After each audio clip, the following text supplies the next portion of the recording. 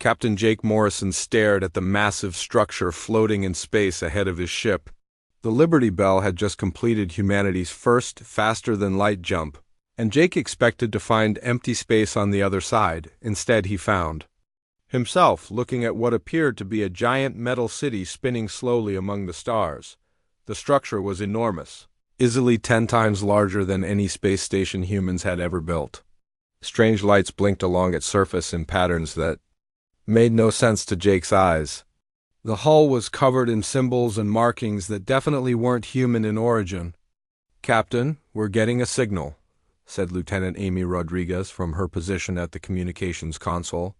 She looked confused as she adjusted her headset.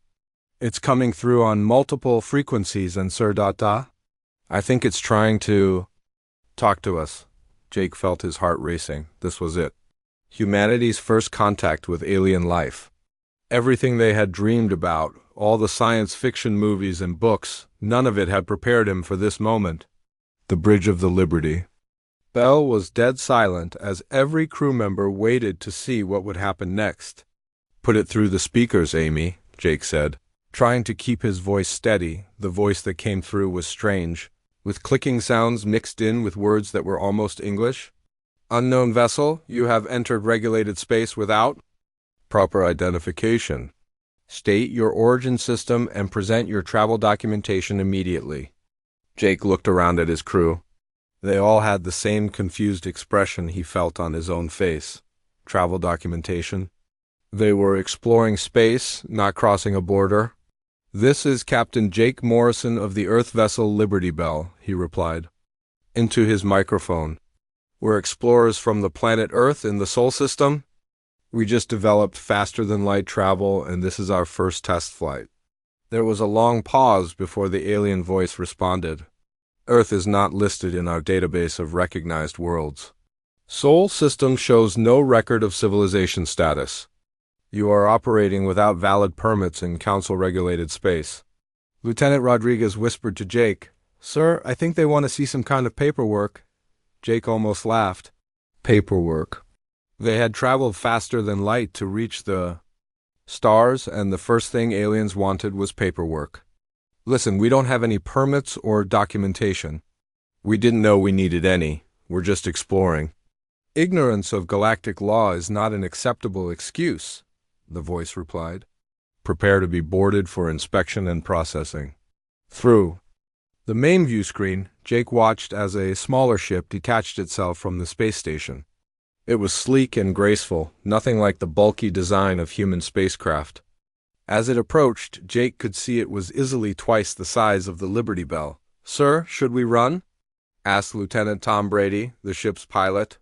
His hands were already moving toward the controls that would activate their faster-than-light drive. Jake thought about it for a moment. They could probably escape, but that would make humanity look like criminals right from the start. "No, Tom, let's see what they want. Maybe we can work this out." The alien ship moved alongside the Liberty Bell with precision that impressed Jake. Despite his nervousness, a tube extended from its hull and attached to their airlock with a soft thud that echoed through the ship. "Captain, the airlock is cycling," reported Chief Engineer Kate Sullivan from her station. "Whoever they are, they're coming aboard." Jake stood up and straightened his uniform. "Amy, Kate, you're with me. Tom, keep the engines ready, just in case. Everyone else, stay calm and let me do the talking." They made their way to the airlock, and Jake tried to prepare himself for meeting his first alien. When the inner door opened, he found himself face to face with something that looked like a cross between a praying mantis and a person. The creature was tall, maybe 7 feet, with 4 arms and large compound eyes. It wore what appeared to be an official uniform covered in the same strange symbols they had seen on the space station. "I am Administrator Zekthal of the Galactic Monitoring Service," the creature said in that same clicking voice they had heard over the radio. "You will present your species registration, system permit, and individual travel authorization now." Jake spread his hands in what he hoped was a universal gesture of emptiness. "Administrator, I'm sorry, but we don't have any of those things. We didn't know they existed. This is humanity's first trip beyond our own solar system." The aliens head tilted in a way that somehow managed to look both confused and annoyed. Every species files for recognition before attempting interstellar travel. This is basic galactic protocol. How did you develop faster-than-light capability without council oversight? We developed it ourselves, Kate Sullivan said proudly. Took us about 50 years of hard work, but we figured it out. Administrator Zechthel made a noise that sounded like static. Impossible. The Council provides all faster-than-light technology to approved species after they pass the civilization requirements. Independent development has not occurred in over 2,000 years. Amy Rodriguez stepped forward. Sir, maybe you could explain these requirements to us? We really don't know anything about your council or these rules. The administrator's compound eyes seemed to focus on each of them in turn. You are claiming complete ignorance of galactic civilization? No contact with any council member species? No knowledge of the Universal Peace Accords? That's right, Jake said. We'd been alone on Earth as far as we knew. We had no idea there was a galactic government out here. For the first time, Administrator? Zechthel seemed less angry and more puzzled. This is highly irregular. All species in this region of the galaxy have been catalogued for millennia. Your system should have been surveyed and contacted long ago. Well, nobody contacted us, Jake replied. We've been listening to space for radio signals for over a century and we never heard anything. Radio signals? The administrator made that static sound again. Primitive electromagnetic communication was abandoned thousands of years ago. The Council uses quantum entanglement networks for all official communication. Jake was starting to understand the problem. Humanity had been developing on its own, completely separate from this galactic civilization. They had missed thousands of years of progress in social development. They were like people from a remote village suddenly walking into a modern city. Administrator. What happens now? Jake asked. Can we apply for membership or whatever we need to do? Zechthel was quiet for a long moment. This situation requires consultation with higher authorities. Your species appears to be operating outside all established protocols. The penalty for unauthorized interstellar travel is immediate deportation and permanent travel restrictions. Deportation? Kate Sullivan's voice rose. You're going to kick us out of space? Council space, the administrator corrected. You may return to your origin system, but you will be prohibited from leaving it again without proper authorization. Jake felt anger building in his chest. Now wait just a minute. Nobody told us space belonged to anybody. We're not trying to cause trouble here. We're just exploring. Ignorance of the law is not a defense, Zechthel repeated. You will return to your vessel and follow my ship to Harmony Prime Station for processing, and if we refuse? Jake asked. The administrator's forearms moved to what were clearly weapons on its belt. Resistance to council authority is a serious offense. I would not recommend that course of action. Jake looked at his crew members. Amy looked scared and Kate looked angry. He thought about the hundreds of people back on Earth who were waiting to hear about this historic mission. He thought about all the dreams humanity had about reaching the stars and finding their place among the cosmic community. All right, Administrator, Jake said finally. We'll come with you. But I want you to know that we came here in peace. We're not criminals and we're not trying to break anybody's laws. We're just people trying to learn about the universe. Zechtel's head tilted again. Your intentions are irrelevant. Only compliance with established regulations matters. As they returned to the Liberty Bell to begin following the alien ship, Jake wondered what kind of galaxy humanity had stumbled into. It seemed like a place where following rules was more important than understanding people. He had a feeling this was going to be more complicated than anyone back on Earth had imagined. 3 months after Captain Jake Morrison and his crew were detained at Harmony Prime Station, Commander Lisa Parker brought the second human ship through the same jump coordinates. The Constitution was larger than the Liberty Bell and carried a full diplomatic team along with more military personnel. Lisa had expected to find Jake's crew celebrating humanity's entry into galactic civilization. Instead, she found them sitting in what the aliens politely called a processing facility. but looked a lot like a prison, the meeting room on Harmony. Prime was designed for species much different from humans.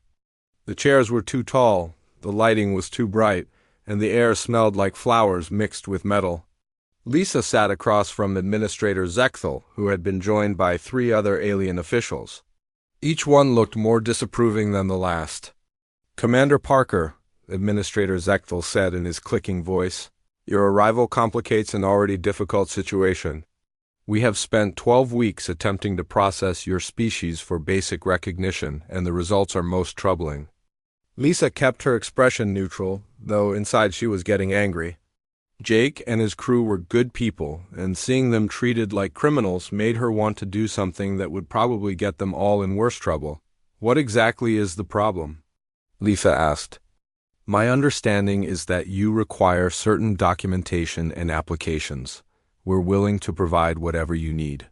Council member Thylan, who looked like a tall blue person with too many fingers, leaned forward. "The problem, Commander, is that your species appears to be fundamentally incompatible with civilized society." Lisa felt her jaw tighten. "I'm sorry, what did you say?" "We have conducted extensive interviews with Captain Morrison and his crew," said another alien official who had introduced herself as Ambassador Veltara. She was covered in what looked like silver scales and spoke in a voice that sounded like singing. "Their responses to our standard civilization assessment have been deeply concerning."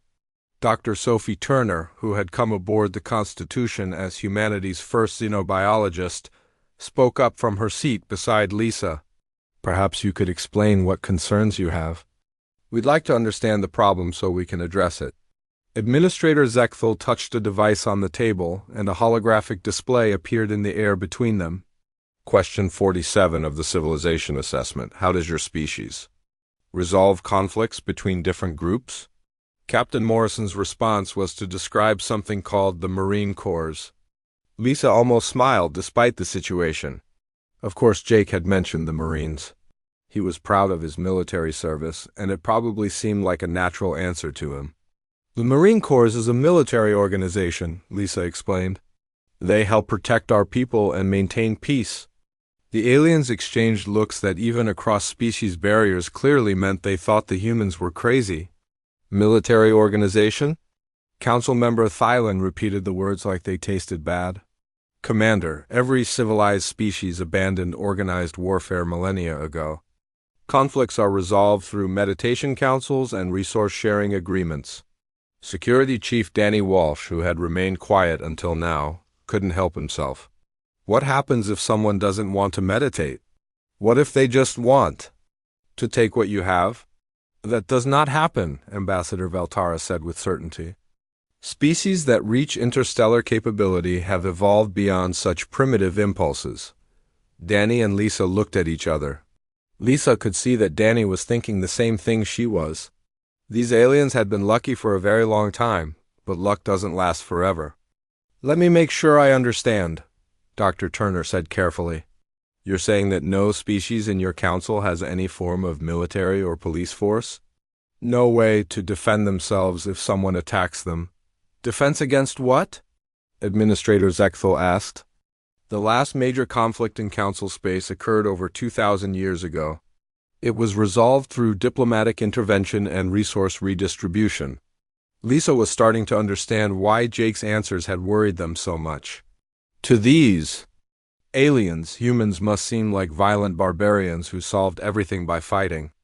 "Perhaps we should explain how things work on Earth," Lisa said. "We have many different nations, and sometimes they disagree about things. Multiple governing bodies on a single world." Councilmember Thylan made a sound like air escaping from a balloon. "How is that possible?" "Surely one government would naturally emerge as the most efficient and logical choice." "Well, different groups of people have different ideas about how things should be done," Dr. Turner explained. "We have different cultures, different languages, different ways of looking at problems." Ambassador Veltara looked confused. "But surely you have a planetary council that coordinates between these groups and ensures harmony?" Danny Walsh laughed, and the sound made all the aliens jump. "Lady, if you could get all the countries on Earth to agree on anything, you'd be performing a miracle." We've been fighting wars for thousands of years. The silence that followed Danny's words was complete. Lisa could hear the air recycling system humming in the walls. The aliens stared at the humans like they had just admitted to eating babies. Fighting wars, Administrator Zekthal repeated slowly. Plural, you have had multiple conflicts involving organized violence. Oh, yeah, Danny said, apparently not noticing the horrified expressions around the table. World War I, World War II, the Revolutionary War, the Civil War, Vietnam, Iraq, Afghanistan. Those are just the big ones America was involved in. Dr. Turner tried to salvage the situation. What Chief Walsh is explaining is that humans have a long history of conflict, but we've also learned from these experiences. We've developed international laws, peacekeeping organizations, and diplomatic solutions. After you fight the wars, Council Member Thyland said weakly. Sometimes, Lisa admitted. But we also try to prevent them when we can. Ambassador Valtara made a note on a device that looked like it was made of light. Commander Parker, I must ask you directly. Does humanity maintain active military forces at this time? Lisa straightened in her chair. She was proud of the men and women who served their countries, and she wasn't going to apologize for that. Yes, we do. Every major nation on Earth has armed forces responsible for defense and peacekeeping. Armed forces, Administrator Zekthal repeated. Weapons designed to harm other beings. Weapons designed to protect innocent people, Danny corrected. Look, I don't know how your galaxy has stayed peaceful for 2,000 years, but in human experience, there's always someone who wants to take what others have worked for. Someone has to stand up to those people. This is precisely what concerns us, Ambassador Valtara said. Your species views violence as not only acceptable, but necessary. You have institutionalized conflict through these military organizations. Lisa was getting tired of being lectured about humanity's flaws by aliens who apparently lived in some kind of peaceful paradise where nothing bad ever happened. Let me tell you about the Marines, she said, her voice getting harder. They're the people who show up when pirates take hostages. They're the ones who deliver food and medical supplies when disasters hit. They're the first ones to risk their lives to save people they've never met. She stood up, and all the aliens leaned back in their chairs. You want to know about human conflict? Fine. We fight when we have to, and we're damn good at it. But we also fight for things that matter. We fight for freedom, for justice, for the right of people to live their lives without being afraid. Dr. Turner gently touched Lisa's arm, trying to calm her down, but Lisa wasn't finished. You've had peace for 2,000 years? That's wonderful. But what happens when someone comes along who doesn't care about your meditation councils and resource sharing? What happens when you meet someone who just wants to destroy everything you've built? The aliens were quiet for a long time. Finally, Administrator Zekthal spoke. Such beings do not exist in civilized space, Commander. The process of reaching interstellar capability requires a level of social development that precludes such behavior. You hope, Danny said quietly. But you don't know. Council Member Thyland activated another device, and the holographic display changed to show what looked like an official document. After careful consideration, he announced, the Galactic Council has determined that humanity poses a significant risk to the peace and stability of civilized space. Your species shows clear signs of aggressive tendencies, organized violence, and territorial disputes. Lisa felt her heart sink. This was not going the way anyone had hoped. Therefore, Ambassador Valtara continued, the Council recommends that the Sol system be placed under permanent quarantine. Humanity will be prohibited from leaving its origin system until such time as your species demonstrates the social evolution necessary for peaceful coexistence. You're going to lock us in our own solar system? Lisa said. It wasn't a question. For the safety of all civilized beings, Administrator Zekthal confirmed. The quarantine will be enforced by automated monitoring stations. Any attempt to leave Sol system will result in immediate escort back to Earth. Lisa looked around the room at the alien faces. They all seemed satisfied with their decision, like they had solved a difficult problem in the most reasonable way possible. And are people who are already here? She asked. The quarantine had been in place for 6 weeks when the first distress signal reached Earth. Captain Ryan Foster was commanding the Orbital Defense Station when the emergency transmission came through on frequencies humanity had never used before. The message was brief, panicked, and in a dozen different alien languages, all talking at once. "Captain, you need to hear this," said Communications Officer Beth Adams, her face pale as she adjusted the alien equipment they had salvaged from there. "Encounters with the Galactic Council. I've been working on translating the emergency channels, and sir, something very bad is happening out there." Ryan moved to her station and listened to the overlapping voices. Even with the translation software working overtime, only fragments came through clearly. "Outer colonies lost. Swarm moving inward. Council fleet destroyed. Evacuation of Centauri sector." "Swarm?" Ryan asked. "What kind of swarm?" Beth pulled up a star chart on her screen. Red markers were appearing across several systems at the edge of Council space. "From what I can understand, something called the Devourers has attacked 3 star systems in the last 2 weeks. The aliens are calling for help, but it sounds like nobody knows what to do." Ryan studied the display. The red markers were moving in a pattern that looked familiar to anyone who had studied military tactics. "Beth, get me a connection to Earth." "Command, Priority 1. Within hours, every military leader on Earth was staring at the same intelligence reports. The Devourers appeared to be some kind of insectoid species that traveled in massive swarms, consuming everything in their path. They had been dormant in the outer reaches of the galaxy for centuries, but something had awakened them. The Council's response has been typical, reported Admiral Helen Carter from her position at the Pentagon. They formed a committee to study the threat and scheduled diplomatic outreach for next month. General Pete Johnson, a veteran of 3 wars, shook his head in disgust. "Next month? How many systems will be gone by then?" "According to our intelligence, the Devourers are moving toward the core systems," said Dr. Nancy Wright, who had been analyzing the alien data. "They're not interested in negotiation. They just consume everything they find and move on." President Helen Adams, who had been listening to the briefing from Washington, spoke up. "What's the Council's military response? Surely they have some kind of defense force." "That's the problem, Madam President," Admiral Carter replied. "They don't.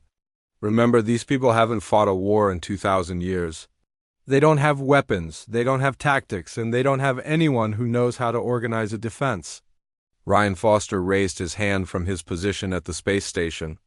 "Ma'am, we're picking up refugee ships heading toward Council space.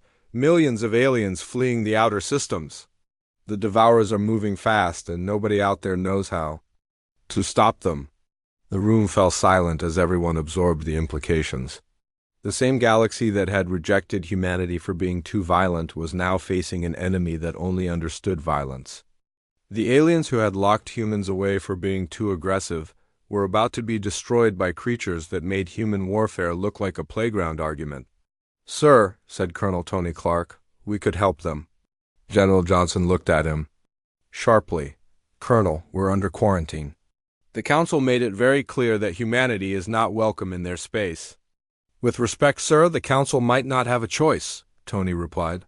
"If the Devourers keep moving, they'll eventually reach Sol System anyway. We can fight them out there, or we can wait for them to come to us." President Adams was quiet for a long moment. What would it take to mount a defense? Admiral Carter pulled up tactical displays.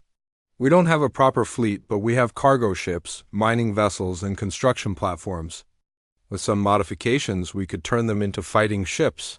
"How long would that take?" the President asked. "Chief Engineer Kate Sullivan has been working on weapon designs since we first heard about the Devourers," General Johnson said. "She thinks we can have a small fleet ready in 2 weeks." 2 weeks to save a galaxy that doesn't want us," President Adams said with a bitter laugh. "The irony is not lost on me." Ryan Foster was studying the star charts when an idea occurred to him. "Ma'am, what if we don't ask permission? The Council is too busy forming committees to stop us, and by the time they figure out what we're doing, we'll either have succeeded or failed." "You're suggesting we violate the quarantine?" Admiral Carter asked. "I'm suggesting we do what Americans have always done," Ryan replied. We see people in trouble, and we help them whether they want us to or not. 2 weeks later, Captain Ryan Foster led a fleet of 12 converted cargo ships toward the edge of Council space. The vessels looked nothing like proper warships, but they carried weapons that would have impressed any military engineer. Kate Sullivan had worked miracles with mining lasers, construction equipment, and a lot of human ingenuity. The Devour fleet was even more terrifying than the intelligence reports had suggested. Thousands of organic ships moved through space, like a living cloud, consuming everything in their path. Each ship was the size of a city, covered in what looked like chitin and spines. They moved with the coordination of a hive mind, responding to threats with deadly efficiency. "Captain, we're getting communication attempts from the Devourers," reported Lieutenant Sam Collins from the communications station. "It's not language, sir. It's more like ... duck screaming." Ryan nodded grimly. "These things aren't interested in talking." "Engineering, what's the status on our weapons?" Kate Sullivan's voice came through the intercom from the engine room. "All systems green, Captain. The mining lasers are modified for maximum penetration, and the construction charges are rigged to detonate on impact. We won't get many shots, so we need to make them count." The first engagement was unlike anything in human military history. The Devourers attacked with the fury of a natural disaster, their ships moving in swarms that blocked out the stars. But humanity had one advantage the aliens didn't understand. Humans had spent thousands of years learning how to kill each other efficiently, and those lessons applied to killing alien bugs just as well. Sergeant Bob Martinez led the first boarding party onto a captured Devourer ship. The corridors were dark, humid, and filled with the sound of chittering that made his skin crawl. But Bob had fought in urban combat in 3 different countries, and he knew how to clear a building room by room. "These things are tough, but they're not smart," he reported over the radio as his team moved through the ship. "They fight like animals, all instinct and no tactics. We can handle them." The battle lasted 18 hours. When it was over, the Devourer swarm had been scattered, their Queen Mother captured, and their coordination broken. The human fleet had lost 3 ships and suffered heavy casualties, but they had achieved something the galaxy thought impossible. They had stopped the Devourer's cold dot. As the human ships regrouped, alien vessels began appearing on their sensors. Ships from dozens of different species, all coming to see what had happened. For the first time in 2,000 years, the galaxy had witnessed a proper space battle. Administrator Zeke Hull's voice came through on the communication channel, and for once he didn't sound annoyed. "Captain Foster, the Council has been monitoring your actions. We did not think such a thing was possible." Ryan looked around his damaged bridge at his exhausted crew. They had saved systems full of people who didn't even know their names. "Administrator, it's possible when you're willing to do what needs to be done." "The Council wishes to speak with you immediately," Zekthel continued. There are things we need to discuss." "I bet there are," Ryan said quietly. Dr. Nancy Wright, who had been analyzing the captured Devourer technology, looked up from her station. "Captain, we've got bigger problems. This was just a scouting force. The main Devourer fleet is still out there, and it's heading toward the core systems." Ryan felt the weight of the galaxy settling on his shoulders. The aliens who had rejected humanity for being too violent were about to learn that sometimes violence was the only thing that stood between civilization and chaos. "How long do we have?" he asked. "According to their navigation data, maybe 6 months before they reach the major population centers," Nancy replied. Ryan nodded and opened a channel to all ships. "This is Captain Foster to all vessels. We're going home to rearm and refit. When we come back, we're going to teach this galaxy how to fight a war." As the human fleet prepared to return to Earth, every alien ship in the sector watched them go. The species that had been considered too primitive and violent for civilized society had just done something none of them could do. They had won. The Council chamber on Harmony Prime had never seen anything like it. For the first time in over 2,000 years, representatives from every major species in the galaxy had gathered for an emergency session. The reason was simple and terrifying. The Devourers were coming, and only one species in the galaxy knew how to fight them. President Helen Adams sat at a table that had been hastily modified for human proportions. Around her were beings she was still learning to recognize. The insectoid. Zephyrians, the aquatic deep dwellers, the crystalline beings called the Lumina Collective, and dozens of others. All of them were looking at her with expressions that ranged from desperate hope to barely contained fear. "The situation is clear," said Council Leader Zendar, a tall being with silver skin who seemed to be in charge of the meeting. "The Devourer. Main fleet consists of over 10,000 vessels. They will reach the Centauri systems within 4 months. We estimate civilian casualties in the billions." Ambassador Valtara, who had been one of humanity's harshest critics just months before, spoke next. "Our combined fleets number approximately 3,000 ships. However, our analysis indicates that conventional Council vessels are ineffective against Devourer bio-armor." President Adams had been listening to similar reports for 3 hours. The aliens had impressive technology, vast resources, and good intentions. What they didn't have was any idea how to use those things to kill an enemy that wanted to destroy them. "What exactly are you asking us to do?" President Adams said finally. The chamber fell silent. Council Leader Zendar looked uncomfortable, as if the words he needed to say were physically painful. "We are formally requesting that humanity assume command of galactic defense operations," he said. "We are prepared to offer full Council membership, territorial rights, and voting privileges in exchange for military protection services." President Adams almost laughed. 6 months ago, these same beings had wanted to lock humanity in their solar system forever. Now they were offering them equal citizenship and asking them to save the galaxy. "And the quarantine?" she asked. "Immediately lifted," Administrator Zechthel said quickly. "All restrictions on human movement and activity are hereby removed." Dr. Nancy Wright, who had come to the meeting as humanity's military advisor, leaned forward. "What about our methods? You found our approach to conflict unacceptable before. Are you prepared to accept that we'll need to do things our way?" Councilmember Thylan shifted in his seat. "Dr. Wright, we understand that desperate times require unconventional approaches. We are prepared to accept human military doctrine as necessary for the current crisis." President Adams exchanged glances with Colonel Pete Johnson, who had been unusually quiet during the meeting. Pete was old-school military, the kind of officer who believed in straight talk and clear objectives. When he finally spoke, his words carried the weight of decades of experience. "With respect, Council Leader, you're not just asking us to fight for you. You're asking us to teach an entire galaxy how to fight. That's not something we can do in 4 months. What would you need?" asked a new voice from across the chamber. President Adams turned to see a being she hadn't met before. It was roughly humanoid, but covered in what looked like metal plates, with glowing eyes that seemed to see everything. "I am War Leader Grakethan of the Drakmor clans," the being continued. "My people have maintained certain traditions that others have abandoned. We understand the concept of honorable combat."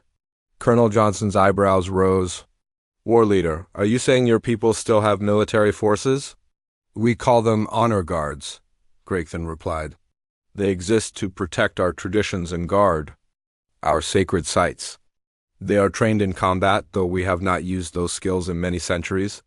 For the first time since the meeting began, President Adams felt a spark of hope. "How many warriors do you have? Perhaps 50,000 across?" "All clans," Grakethan said. "Not many by galactic standards, but they are experienced and disciplined."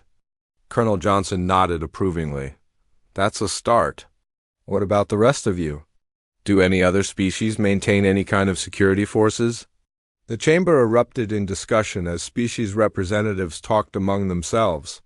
Slowly, a picture emerged. Most species had some form of police or security personnel, though none had anything resembling a military.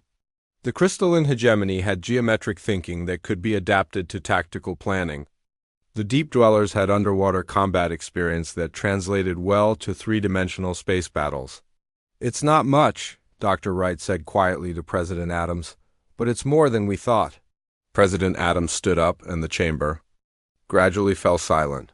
here's what we're going to do. Earth will provide military leadership and training. We'll establish a joint command structure with representatives from every species. But understand this clearly. We can't do this without your full cooperation. What do you mean? Council leader Zendar asked. I mean that for the next 4 months. This galaxy is going to have to accept that sometimes violence is the answer, President Adams replied. We're going to turn your exploration ships into warships. We're going to train your scientists to build weapons. We're going to teach your diplomats to think like soldiers. The silence that followed was heavy with the weight of 2,000 years of peaceful tradition being set aside. Will it work? Ambassador Veltara asked quietly. Colonel Johnson answered. Ma'am, humans have been fighting wars since we lived in caves. We've learned a few things along the way. The question isn't whether we can teach you to fight. The question is whether you're willing to learn. 3 weeks later, Centauri Station had been transformed into something the galaxy had never seen. The Human Military Academy occupied the entire central section, with classrooms, training facilities, and simulation centers operating around the clock. Dr. Nancy Wright found herself teaching basic tactics to beings she couldn't have imagined a year before. Her current class included a Lumina collective entity that communicated through light patterns, 2 Zephyrian engineers who wanted to learn about explosives, and a deep dweller who was surprisingly good at understanding 3-dimensional movement. The key to successful tactics is thinking like your enemy, Nancy explained to her mixed class. The Devourers move in swarms, so we need to break up their formation. They rely on numbers, so we need to use superior positioning and firepower. The Lumina entity pulsed with curious colors. Nancy was still learning to read their light language, but she thought it was asking about psychological warfare. That's an excellent question, she said. Human military history includes many examples of defeating larger forces through superior strategy and morale. Meanwhile, in the engineering sections, Captain Maria Gonzalez was working with alien technicians to retrofit civilian ships for combat. The work was challenging because each species had completely different approaches to technology. Zephyrian. Bioships respond to emotional commands, explained Engineer Tekthel as he showed Maria through a converted exploration vessel. We think happy thoughts to make it go faster, sad thoughts to make it turn. Maria shook her head in amazement. Earth, we use computers and controls? Your ship is alive? Semi-alive, Tekthel corrected. It grows rather than being built. But your weapon modifications are fascinating. We never considered using our mining tools for combat. The most surprising partnership developed between General Tony Clark and War Leader Grakethan. Despite being from completely different worlds, they discovered they shared a common understanding of duty, honor, and the responsibilities of leadership. Your warriors remind me of our Marines, Tony told Grakethan as they watched mixed human-alien training exercises. They fight not because they enjoy violence, but because they understand the cost of not fighting. Your people understand honor, Grakethan replied. This surprises many in the council, but it does not surprise me. True warriors fight to protect those who cannot protect themselves. The training was intense and sometimes frustrating. Species that had spent millennia resolving conflicts through discussion now had to learn to make split-second decisions in combat. Beings who had never held weapons now carried human-designed firearms and explosives, but slowly, something remarkable began to happen. The galaxy was learning to fight back. The breakthrough came when the first integrated patrol encountered a Devourer scout force near the outer colonies. The mixed crew of humans, Drakmor warriors, and Zephyrian engineers worked together with a coordination that surprised everyone watching. Devourer vessel closing on our position, reported Lieutenant Sam Collins from the tactical station. Range 2,000 kilometers and closing.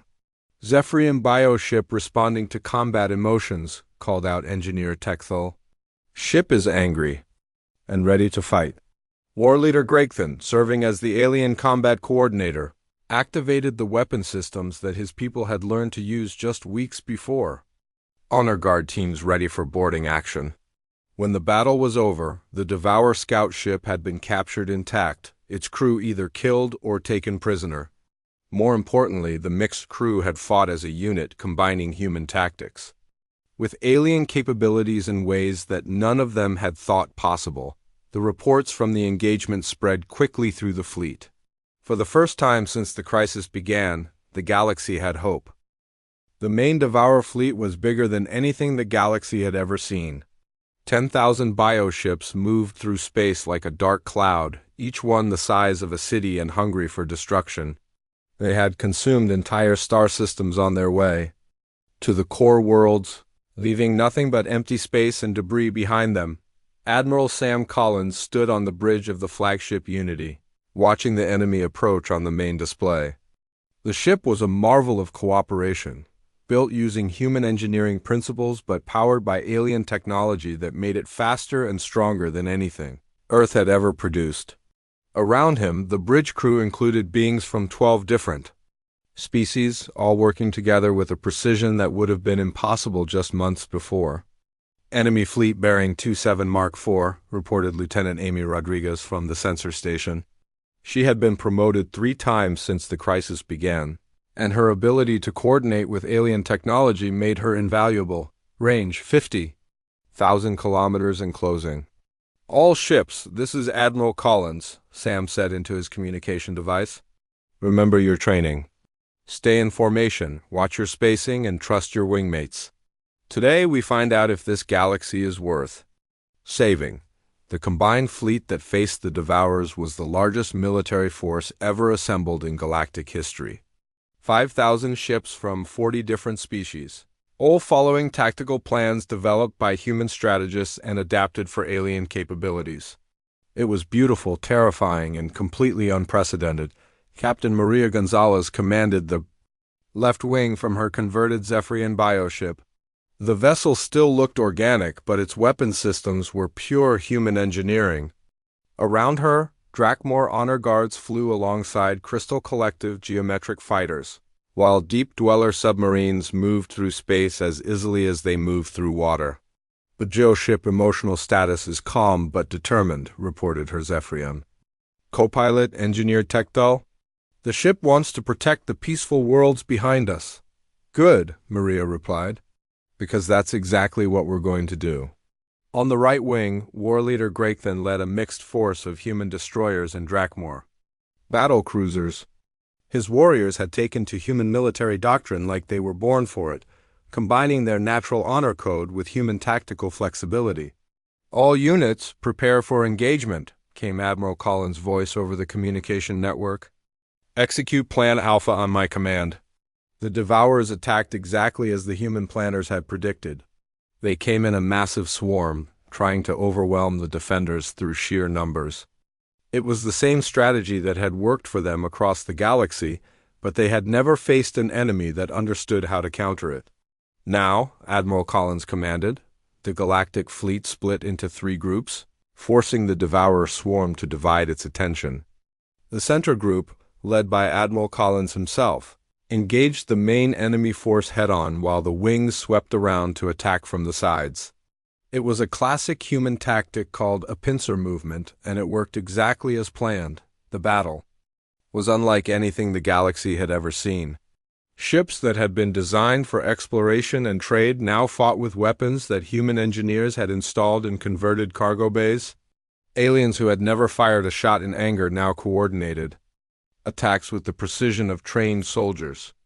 Devourer heavy ships breaking through the center line, reported Lieutenant Rodriguez. They're heading for Centauri Station. Admiral Collins checked his tactical display.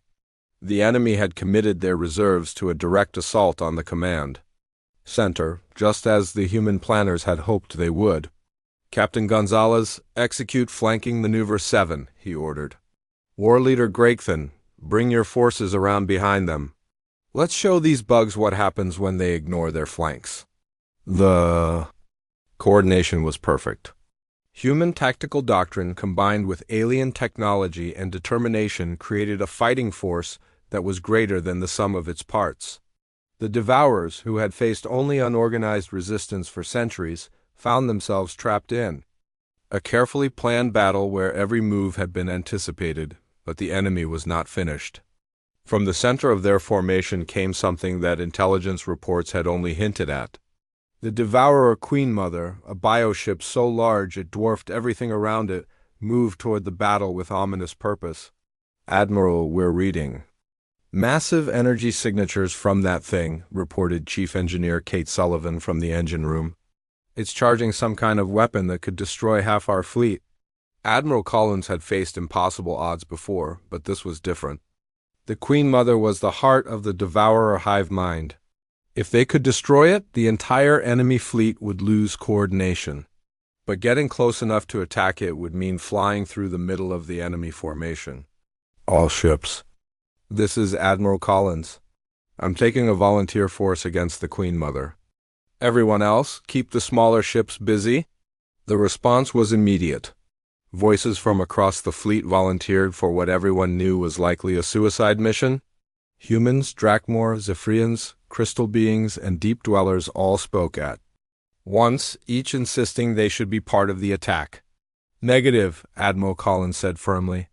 "I need you to hold the line here. Captain Gonzalez, War Leader Gregthan, with me. Everyone else, make sure we have something to come back to." The attack force consisted of 20 ships, the fastest and most maneuverable vessels in the fleet. They dove into the heart of the enemy formation, using human fighter tactics adapted for space combat. Devour bioships swarmed around them, like angry insects, but the mixed crews fought with a desperation born of knowing that their entire civilization depended on them. "Queen Mother is charging main weapon," reported Lieutenant Rodriguez. "Energy levels are off the charts." "War Leader." Gregthan's voice came through the communication system, calm despite the chaos around them. "Admiral, my people have a saying. Honor is not in the winning, but in the fighting for something greater than yourself. Today we fight for the galaxy. Today we all fight for something greater." Admiral Collins replied the final approach to the Queen Mother was through a storm of bioplasma and debris. Ships fell on both sides, but the survivors pressed forward with grim determination. When they finally reached weapons range, every ship in the attack force fired at once. The Queen Mother's death scream echoed across space in frequencies that made every living being shudder. As the massive bioship broke apart, something remarkable happened. The entire Devourer fleet stopped moving. Ships that had been attacking moments before now drifted aimlessly, their connection to the hive mind severed. "All enemy vessels have ceased hostile activity," reported Lieutenant Rodriguez in amazement. "They're just floating there." The victory celebration on Unity Station lasted 3 days. For the first time in galactic history, beings from 40 different species celebrated together as equals. The rigid hierarchy of the old council had been replaced by something new, something built on shared sacrifice and mutual respect. President Helen Adams stood in the main observation deck, watching the mixed crews celebrating together below. Human Marines shared drinks with Drakmor warriors. Zephyrian engineers compared notes with crystal mathematicians. Deep dwellers and Lumina beings worked together to repair damaged ships. "It's amazing what a common enemy can accomplish," said Ambassador Veltara, joining her at the viewing window. The silver-scaled diplomat who had once opposed human membership now served as the galaxy's Minister of Defense. "It wasn't the enemy that did this," President Adams replied. "It was the choice to work together despite our differences." Admiral Collins approached them, looking tired but satisfied. "Madam President, the Council has asked me to present the final casualty reports. We lost 800 ships and over 30,000 personnel. But we saved the galaxy." President Adams nodded solemnly. "The cost had been high, but it could have been so much worse." "Admiral, what's the status of the Devourer survivors?" "We've captured about 2,000 vessels with their crews," Sam replied. "Dr. Turner thinks we can rehabilitate them, break their dependence on the hive mind. It'll take time, but it's possible." 3 months later, the new Galactic Council met for the first time. The chamber had been redesigned to accommodate beings of all shapes and sizes, with human and alien architectural principles working together to create something entirely new. President Adams took her seat as Earth's representative to the Council. But the formal structure was different now. Instead of a rigid hierarchy based on ancient traditions, the new government was built around practical cooperation and shared responsibility. The first order of business, announced Council President Zendar, is the establishment of the Galactic Defense Force. Admiral Collins has agreed to serve as Supreme Commander, with representatives from all member species serving under him. The vote was unanimous. For the first time in galactic history, military defense was as important as diplomatic relations. The galaxy had learned that peace was not the absence of conflict, but the strength to defend what you valued most. Admiral Collins stood to address the Assembly. Members of the Council, 5 months ago, humanity was considered too violent and primitive for membership in your civilization. Today we stand together as equals, united by our shared commitment to protecting the innocent and preserving freedom.